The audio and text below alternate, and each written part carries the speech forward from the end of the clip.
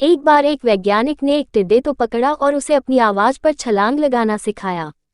वैज्ञानिक टिड्डे से कहता कूदो, टिड्डा उसकी आवाज सुनते ही जोर से छलांग लगा देता।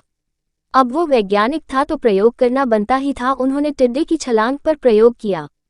वैज्ञानिक ने उसकी एक टांग तोड़ दी और फिर बोला कूदो। अब टिड्डे की छलांग की दूरी कम हो गई। वैज्ञानिक ने उसकी दूसरी टांग तोड़ दी और फिर बोला कूदो। टिड्डे की छलांग और कम हो गई। अब तोड़ी गई उसकी तीसरी टांग, फिर छलांग की दूरी और कम हो गई।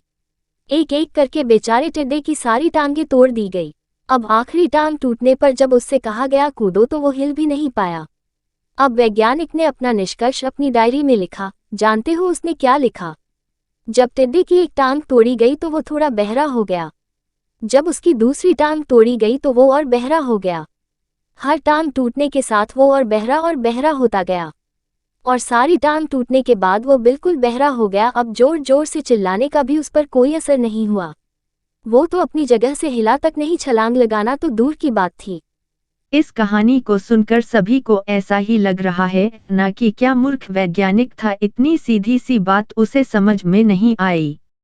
या कुछ लोग ये भी सोच रहे होंगे कि ये तो किसी बच्चे को भी पता है कि टिड्डे की छलांग उसके टांग टूटने की वजह से कम होती जा रही थी, ना कि वह बहरा हो गया था।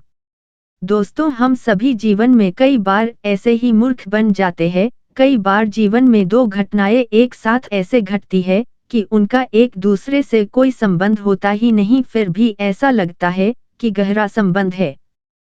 कभी कभी दिखता कुछ और है लेकिन समझ कुछ और आता है, और वास्तव में होता कुछ और है। इसीलिए अगर पछताना नहीं है तो जीवन में जल्दबाजी में कोई निर्णय न ले, हमेशा समझबूझ का इस्तेमाल करे, सावधानी बरते, नतीजे सोच विचार कर ही निकाले। दोस्तों, आपको मोटिवेशन की आग पर ये छोटी छोटी कहानियां और सिख कैसी लग रही है?